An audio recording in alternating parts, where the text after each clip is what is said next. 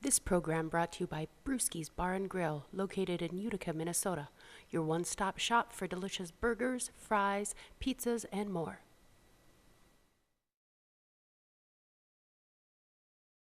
Ready? Yeah.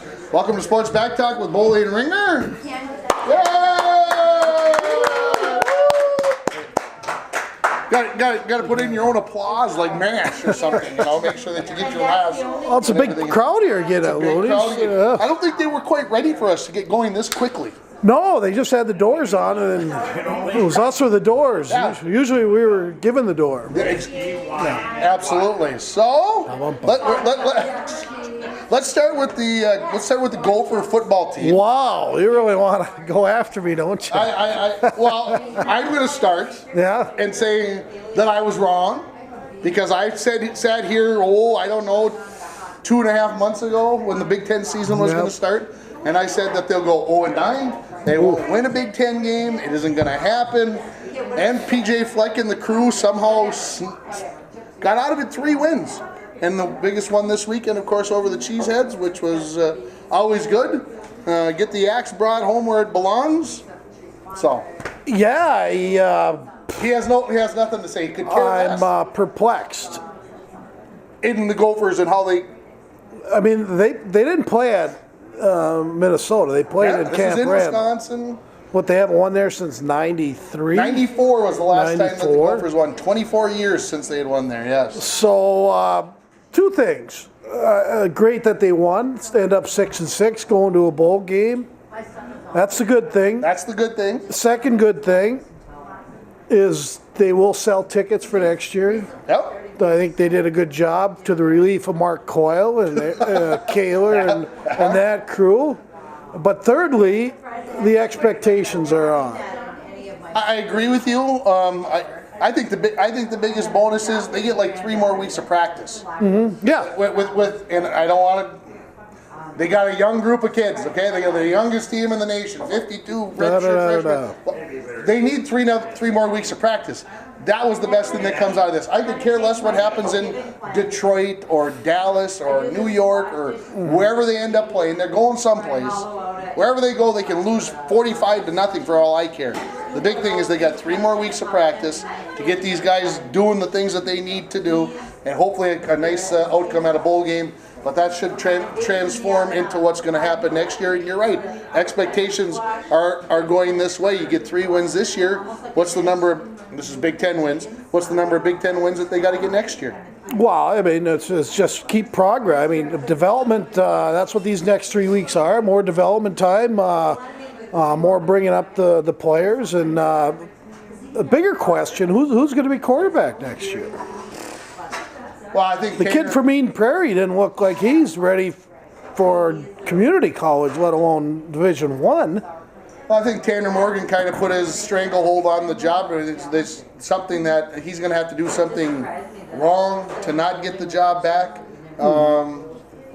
That's the way I look at it right now. Although they say he doesn't have the larger upside. Yep. You gotta put W's in the column. You gotta put check marks in the win column, and he seemed to do that. I will say I didn't necessarily like the change of defensive coordinators 3 weeks ago or 3.5 weeks ago. I thought it was a sign of desperation that you would change mid-course, but apparently it was. Sure looked like Fleck knew what he was doing.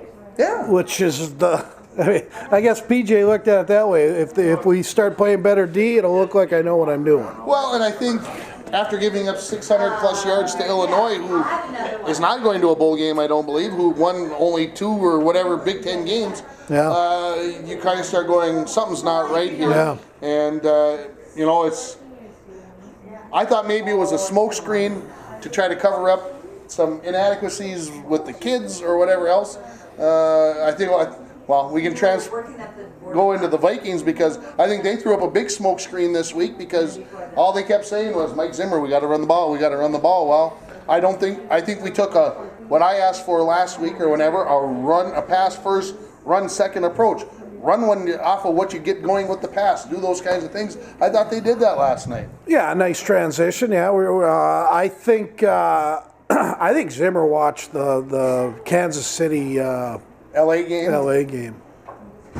Yeah, And why not? I mean, Why wouldn't you? why wouldn't you? Why wouldn't you look at it and say, let's go out and be aggressive? And that, to me, is something last night that Kirk Cousins got to be. He got to go out and throw the ball. What was Rogers? What was that all about? What's wrong with him? Is there something wrong? I'll ask you this: they had a close up on his face last night, all over the field, on the field cameras, whatever, from up top.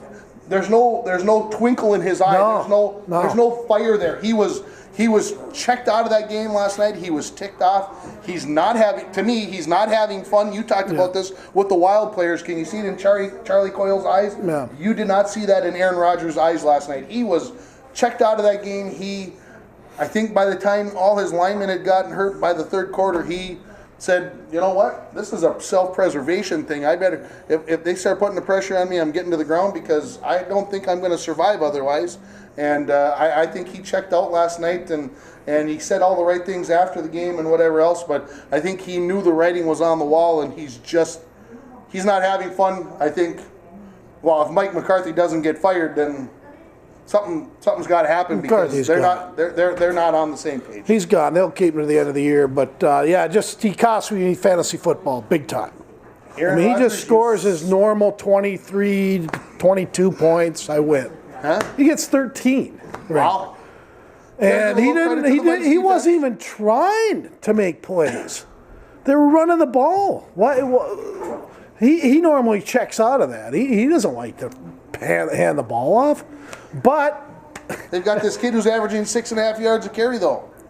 Well, I mean, yeah. I guess you look at that and say 8 guys in the defensive backfield. We got to run it. I get that. Right. But that isn't Aaron Rodgers. Yeah. Okay. You don't think it killed Aaron Rodgers to watch L.A. and Kansas City? It kind of looks like Rodgers and Brady are getting passed by all these younger Trubisky's, even Mayfield. Okay, all these young Goff, Wentz, all of them. I don't like Mayfield. I won't ever be a Baker. So see what he did to his coach, I saw ex-coach. that. What a jerk. That's why he will always. I got an opinion of jerks. Once you're a jerk, you're always a jerk. And Baker Mayfield was a jerk when he was in college, and probably when he was in high school, even bigger. Yeah. And somebody needs to clean his clock, and he came out and some people might say, well, I appreciate that he spoke his mind. He left no doubt about it that he likes his team now, blah, blah. I just... Baker said that? He said, he said after the game, this is a rivalry game, and he said this, now we have a team that believes in what their coaches are calling. Oh, for God. That's what he said after the game. Yeah. I didn't hear that. I heard all the other things, and he didn't want to... He basically blew Hugh Jackson off and just say, I'm not talking to you. I mean, come on. Yeah, he wrote it off as a division rivalry and whatever else, and then like I said, he's going to get his. He's going. Yeah, he'll get his. Next time somebody, remember he's playing in Cleveland to have your little fun, and they're happy as a lark, and they're still under 500, right? Yeah. So that just tells you the love of mediocrity there in Cleveland, and Baker Mayfield just joined it, and he's a part of it. Yeah, it's like I said, Vikings. The defense looked good last night. I mean, are they back in the playoffs? They're in the playoffs. Some people might still be unsure of what they can do, but I think we saw some of the stuff that they can do and should do, and I would guess and I didn't go on the Twitter world last night during the game, but I would guess there was a lot of people who were busting Trey Wayne's whatever for his lack of coverage. I'm going to look at it and say, there are some of those balls that were just Aaron Rodgers throwing footballs, and I don't care who you had. Were they going after Waynes or Rhodes? No, I'm not going after either one of them. Okay. I'm saying I think Trey Waynes played pretty doggone good last night, but when you're this close and the ball gets thrown on the other side of the body, you can't. Yeah, it's just a well-placed football. So there was a few passes in the first half where I think the naysayers who say Trey Waynes is never going to make it, isn't good enough to play in this league. It took Rhodes 4 years, right? Yeah, it takes most of them 4 years. So I think he's. I still better come back next year. I still think he's good. I worried about. What's his name? Sorry, no, you just said his name, and for Rhodes. Rhodes, I was early with the pass I was worried early with the pass interference and a few other things. But again, a couple of well thrown balls by Rogers. But think about it, the Packers had 14 points. At the end of the first quarter or early in the second quarter, and they didn't score the rest of the way. It was a pretty good defensive effort. Well, I kicked that late field goal, which ticked me off too there. I mean, I could have used a touchdown pass, which he overthrown Devontae Adams. So you're sitting there hoping and wishing for one thing, but then if it happens, it hurts the Vikings. So deep down, actually fantasy football is more important because I got money vested in that. So you would rather have money then be sitting in the afterlife and the Vikings still haven't won a Super Bowl. It's been proven. At least my kids, if I'm in the, my kids will have money, right? I mean, you would rather I've done it. You'd rather win $250, 250 potato chips. Ask my nephew. Rather than having the Vikings win a Super Bowl. Ask my nephew Adam. Sammy Watkins got 2 touchdown passes for the Bills, and the Bills won. Yeah, it's just. Typical Viking fan. Yeah, I mean, I look at it this way: how many players do I know on the Buffalo Bills? Personally, 0. How many do I know on the Minnesota Vikings? 0. So why should I care? Because I'm from Minnesota, you're from Minnesota. And they're a Minnesota team? No. Yes. Just like you should care about the Timberwolves and the Twins. No, I shouldn't. And the Wild. My ties are with Providence College, where I went to school. That's who I want to win. My International Falls Broncos. That's my hometown high school team. That's what I want to win. And this is your home state. These other professional and college teams, they have nothing to do with my life. Nothing. Except money-wise. Other than they call themselves Minnesota in front of their nickname. Right? I mean, it might not make sense to you, but if you think long and deep about it, it's not a hard decision. I don't know one guy in the Vikings. So I would give away $250 to see the Vikings win a Super Bowl. I'd have to take $250. I'd gladly give up $250. I might even give up more than that. I might give up a 4-figure number for them to win a Super Bowl. That would be way more important. Really? I'd give up $1,000. What do you consider 4 figures? Like win a Super Bowl, $10 bill? I'll put $1,000 bill out to some charity if Really? they'll win the Super Bowl. How about Easy. you can call me your charity? I'll give it to Mike Bolstead. Okay, we just heard it. Vikings win the Super Bowl. Tim will give me $1,000 If it guarantees, yes. for my rest of our lives. Right? Give you $1,000 over the course of your life. Okay. Yes. I know your wife's gonna hear that. Poor little Eli. Eli can't go to lunch today. Well, I spent his lunch money. Sorry, that's okay. What else did you see watching the NFL yesterday? Not that you got to watch all of it. Just a lot of misery, and it wasn't a good day. Fantasy football, I've lost 3 in a row. As far as the NFL, I don't see the 2 best teams in football both had a bye week. Yeah. Still lots of offensive points put out. Christian McCaffrey over in Carolina continues. Shaquan Barkley. The big running backs. My running backs, for some reason, decided to just quit.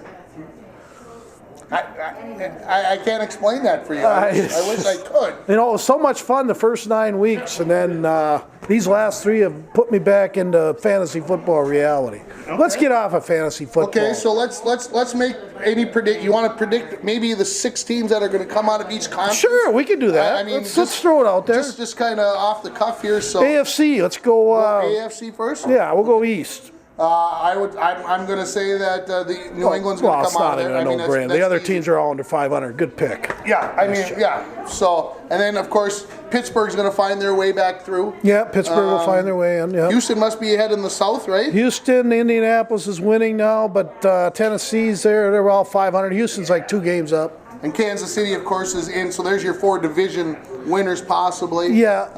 The big thing is the wild cards. I'm going to go with the Chargers and the Chargers just because of win-loss. I don't think by talent. No. I think it's just by basically you have to by default. And who am I missing? Maybe Baltimore holds at number 6. I don't know. It would have to be one of those NFC like Indianapolis or Who's the other? Cincinnati. Indy could keep winning. I don't see Cincinnati. No, they losing look to like a Cleveland yesterday. disaster right I think now. they're done. You said to me yesterday that Marvin Lewis has to go at Cincinnati. Yeah, AJ. I agree Green, with you. So I'm going to go the teams that are in right now: Baltimore and San Diego. Okay. How about So, NFC? NFC, of course. I think Chicago and the Vikes are going to make it. Dallas will probably hang on. There's 64%. Dallas will probably hang on in the East. I'm going Philly. Okay.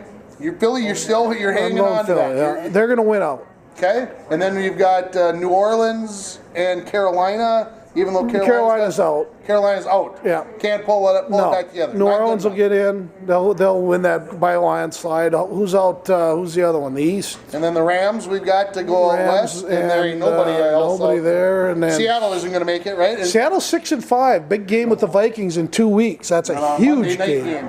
They've been playing really well. I'm going to go my 6th team. Atlanta's out of there. Carolina, Seattle. The Vikings will beat them, so they're out. I'm going to go. You're going to go with the Washington Reds? I am going to go Carolina. Oh, you are going to come back. Yeah, I'm going to go back to Carolina. Fair enough. Okay, let's talk Minnesota Wild for we a few can minutes. dabble. I think they played their best period of the year. In case you don't follow Mike Bolstead on Twitter, he went after the Wild full out after the second period on Friday night. Friday night, right? Friday night. It was the night of the hockey game. Winnipeg. Yeah. Against Winnipeg, down 2-0.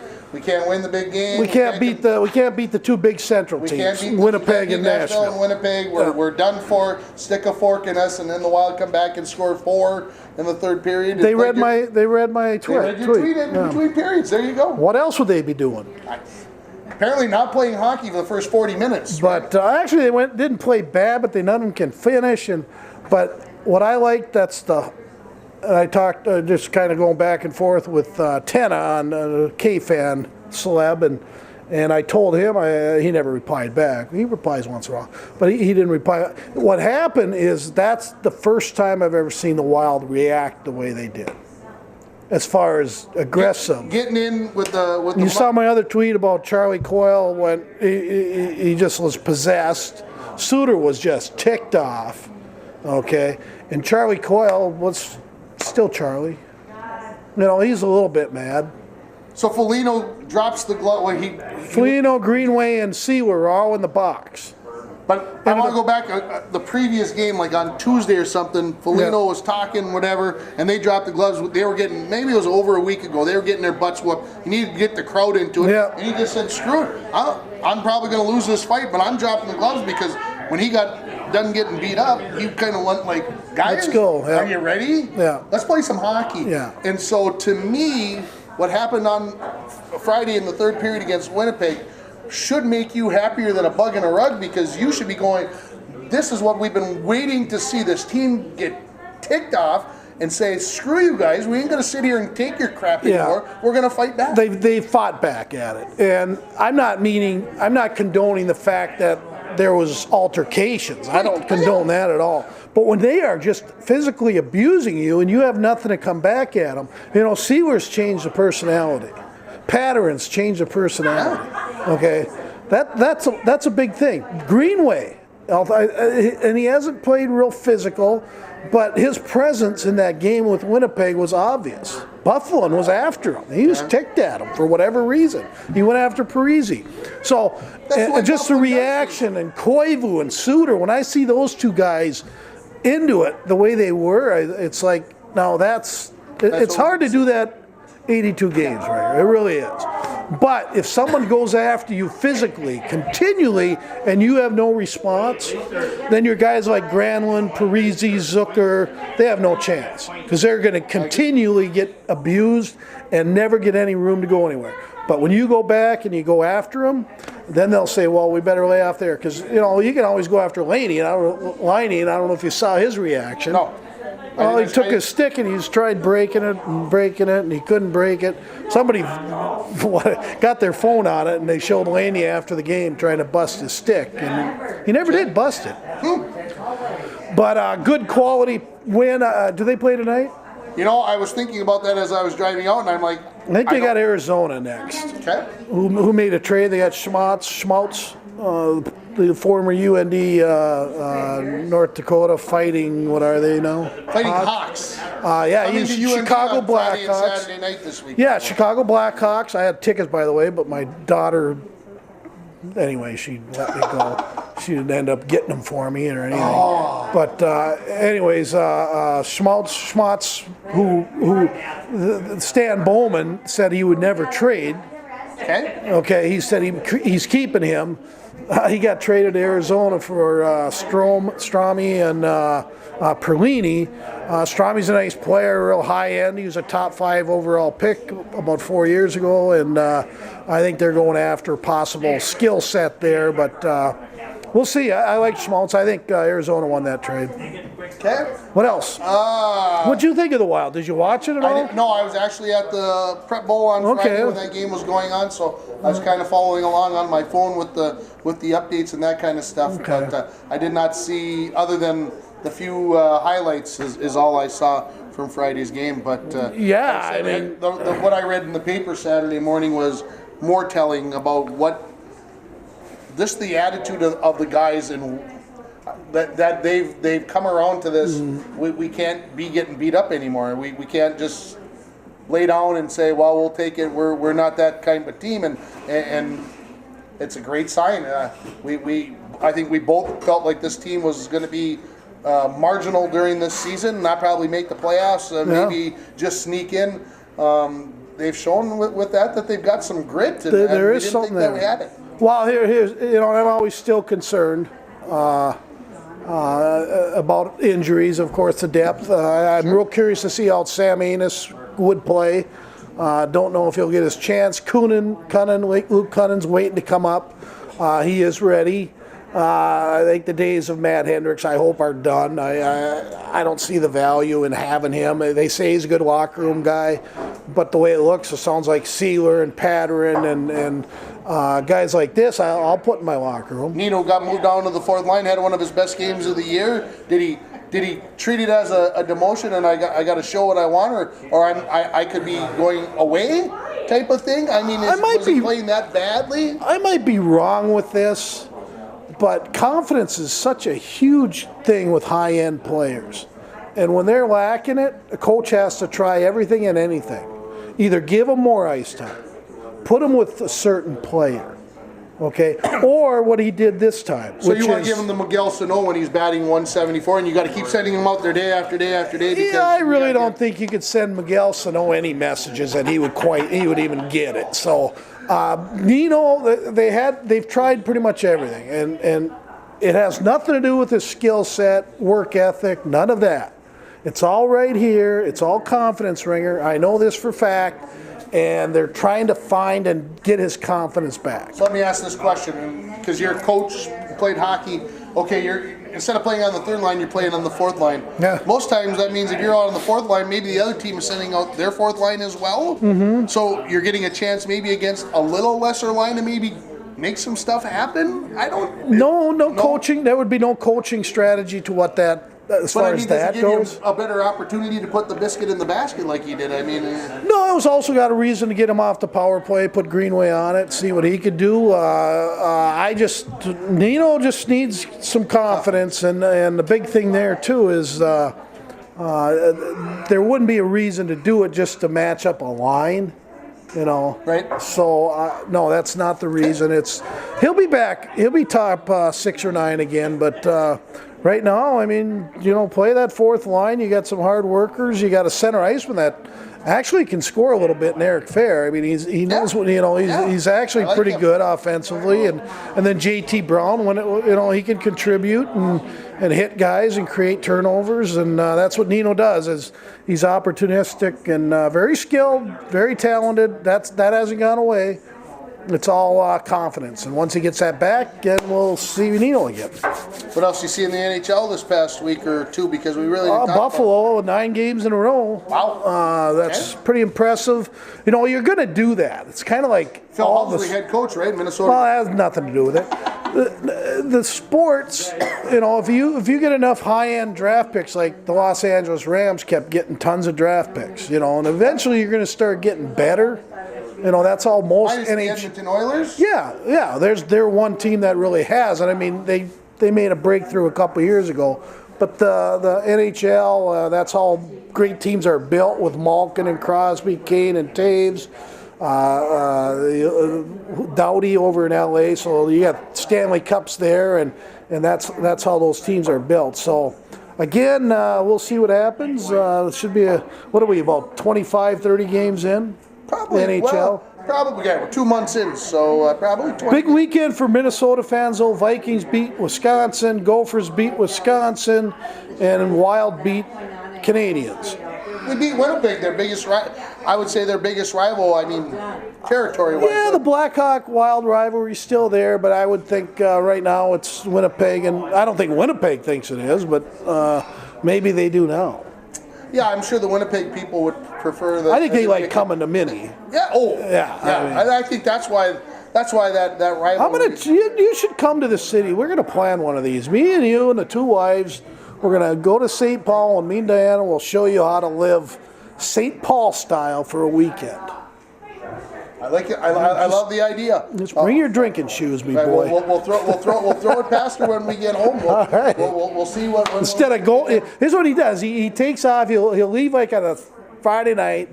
He'll spend the night at some relatives, which is no offense to your relatives, that's a mistake. Because the reason you get away from the falls is to spend quality time with your better half, right? Yep. So now you got that happening here. So you got 2 nights in a motel wherever, downtown Minneapolis or downtown St. Paul. Great atmospheres, great So what you're saying libations. is I should give this to her as a Christmas present. No, there shouldn't be anything special about it. It should just be timmering on for kindness. So what do I do with the Eli? Well, that's an issue you had happen 4 or 5 years ago. That's That's the factor. yeah, but he's got 3 big sisters who he love him to does. death. He does, and Eli. I thought it was pretty cool you brought him down for the prep bowl, and again, that's father of the week for that. He didn't enjoy watching the football. Every once in a while, he'd look up and say something, and then right back to his Kindle or his whatever he was doing. And but he was a trooper. I didn't take him on Friday for 4 games, but I took him on Saturday, and we stayed for 2.5. And he was even the ushers came over and said to me, more than one of them, he's been so good all day, and he really was. That's nice. He was good. Did you bring him to Dave and Buster's or we got treats at the game, of course, and we went for some walks, and we were right there. So we had a good time. Like I said, I hope it's the first of many. I hope he learns to enjoy watching football as much as I do. Well, I mean, right now he doesn't have a choice. Yeah, sometimes he's got to do what you got to do. So what else? I don't really have a lot of. That's about it for now. And Jimmy Buckets hit 2 game-winning shots in the last 2 weeks. Yeah, they lost to the worst team in 8 basketball. previously in his other stops, and he gets to Philly for 3 weeks now, and he's hit 2 shots. Yeah, didn't they lose to Cleveland? Philly? Yeah. Possibly. Yeah, they did. Okay. Who the Timberwolves play next, by the way, so I hope they don't. Jimmy Buckets, he's a scam.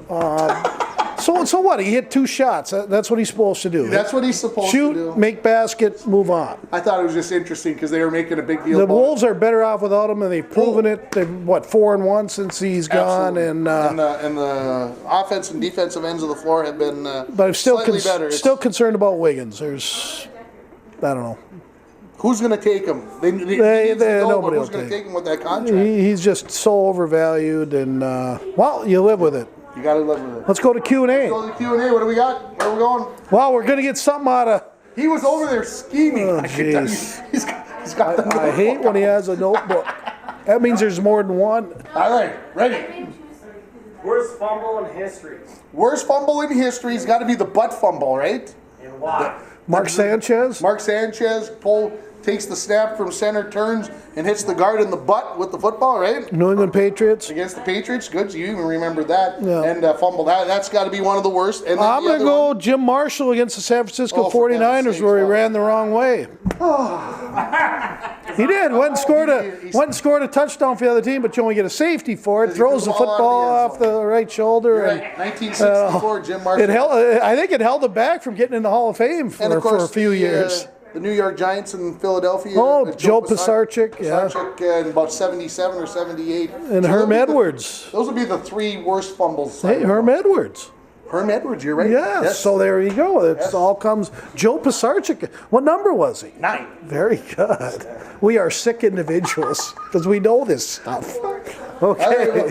What's next, Paul? Have you ever caught a crayfish in the wintertime? Ever caught a crayfish in the wintertime? Yeah, I have. No. I have. Down in Florida. Huh? Did you use bait or your hand? Well, he said in the wintertime, I was down there in the wintertime. Is it crayfish or crawfish, John? It's crayfish. Crawfish is in the Louisiana area. That's what they eat, Nope. I think. Nope. That's all they eat. They don't eat anything. Alright, weirdest, strangest thing that you ever caught a fish with? Cheeto. What kind of fish? Cheeto, Lake Capitogama, 2003. Wow. With a Cheeto, Yeah, you caught a what?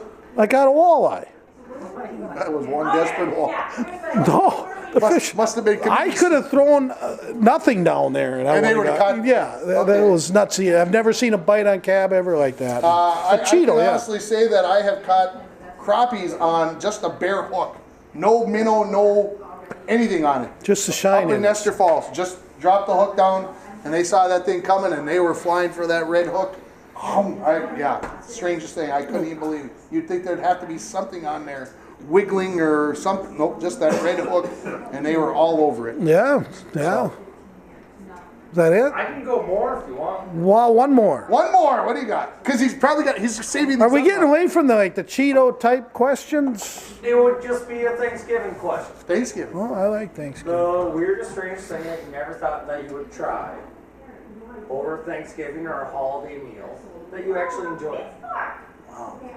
That I actually enjoy. They had smoked. Or you could go the other way and say two that you really, really. They had smoked oysters on the way in tonight on the bar. If you were here, you could have had. They had stuff out for you. They had smoked oysters. I could say that without a doubt, I've never had an oyster in my life. I just can't seem to get by it, and I don't think I could do the smoked oyster. So I think this is where this question is coming from. The strangest thing for a meal. You may have to jump in here because I'm going to have to think about that. Strangest thing for a meal. It's like a holiday meal. Holiday you know, meal. everyone brings something and it's like. Oh, Rutabaga. What? Rutabaga. Is that something? I've never had that. Brutal. My father, And I didn't like it either. No, so it's out the door. My father-in-law was a butcher, so lots of crazy things. But there was always a Christmas delicacy. They always had beef tongue smoked and then sliced really thin. So beef tongue was probably the strangest thing that we've had, and it actually wasn't too bad. Had to really work my way to it, but beef tongue sliced really thin would be, yeah. That would end all Thanksgivings. I don't know. I think head cheese is up there with that. I've never had head cheese.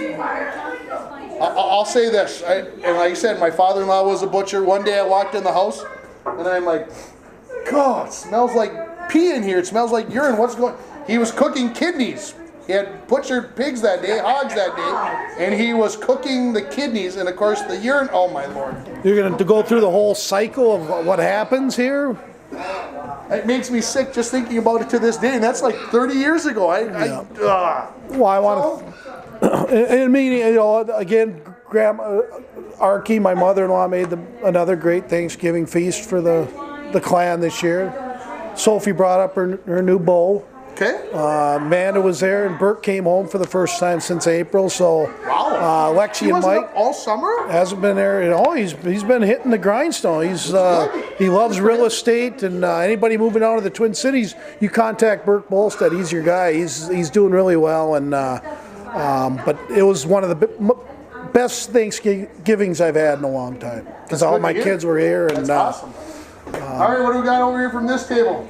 Q&A. What do we got? How about the Gopher basketball? How about Gopher Yeah. basketball 5-0? They look like they look okay. I mean, I'm going to be the typical Gopher basketball fan. When's somebody going to get hurt and the wheels are going to come off of this ship? I hope never. I think it's a good sign when they get Curry back here in at the start of the Big Ten season, right around Christmas time. Maybe they can make a run at the NCAA tournament. Maybe they can. Well, they'll make the tournament. They're going to make the Oh tournament. yeah, they'll make the tournament. Well, what I like is that freshman guard who can actually hit some threes. Culture, Yeah. Culture is however you say his name, Kelcher or Yeah, something like that. that was bad. Otura. He is who he is. Yeah. But we got Curry. We have Murphy. We got big guys. Yeah. Amir Coffey's got to be really good. Okay. And then who's the other guard? DeBrere, or you want to go Washington? You want? Washington's got to pick it up. He is. He's just all over. I know he's a street ball player, but McBrayer has to be better. And I think with Coffey, Murphy, Curry, and this Turo with the 3-point guy, I kind of like their lineup. And there goes 7-8 deep. And How about this Mats? The kid from Sweden or Norway, Mats. What the heck is his last? Big, tall kid, got the hair all combed over. one way. I'm guessing he won't make a determination how this team will do. No? No, he's a cute player, but Cute. Swedes and Finns should be on the hockey team. He's weighs 6'10". Yeah. Because we know what's going to happen with Murphy, foul trouble. We know what's going to happen with Curry. He's going to get injured. So we're going to need this big dude to do Nobody's getting injured. They're going to be healthy, and they're going to probably lose 3 games in the Big Ten Conference. And They're going to go 15-3? yeah, they're going to go 15-3. They're going to be a top 10 team. And tell you what, PJ Fleck, I'm drinking. I'm drinking the Kool-Aid. And I was listening to the game on the radio, and the Gopher fans were chanting, "Roll the boat, roll the boat." They were all on it. that was the best thing about the win. It just brought Minnesota back together again, which I think was needed.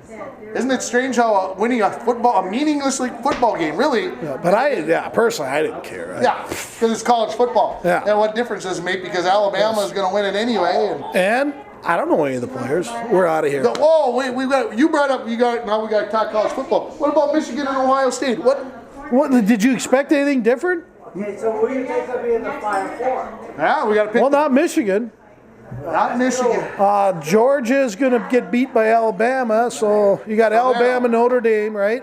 Oklahoma's going to get in. Okay, so they're 4. So Notre Dame and Clemson. And Clemson. The Big Ten's out. Big I Ten's agree. out. I don't think Ohio State. They were out last year too, weren't they? They were out last year as well, and I yeah. don't think beating Northwestern in the Big Ten championship games is enough to warrant them getting in there. Although I was watching something this morning, and this one guy it was last night actually, college football, whatever, and he was talking about it, and he's like, Ohio State is going to be in. They've got enough. They've got the best defense, and I'm just like. Defense, they gave up 36. 39. And 39. then, of course, the thing is, Oklahoma's that possible team to get in, and they can score like the Dickens, but they couldn't. Yeah, so can West Virginia. They couldn't stop whatever 9th grade team would come out and score against them guys. Boston College against the Gophers. What do you got in Boston College?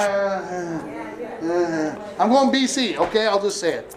See, I'm going, of course, Minnesota, because that's where my heart is. Because that's where you're from, and that's who you vote for. Yeah. You don't know squat about them. Those are my boys.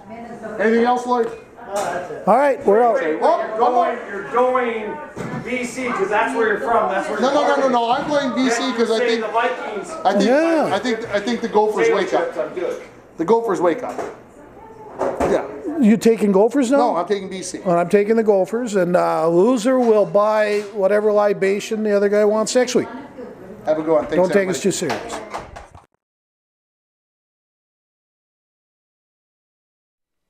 This program brought to you by Brewski's Bar and Grill, located in Utica, Minnesota. Your one-stop shop for delicious burgers, fries, pizzas, and more.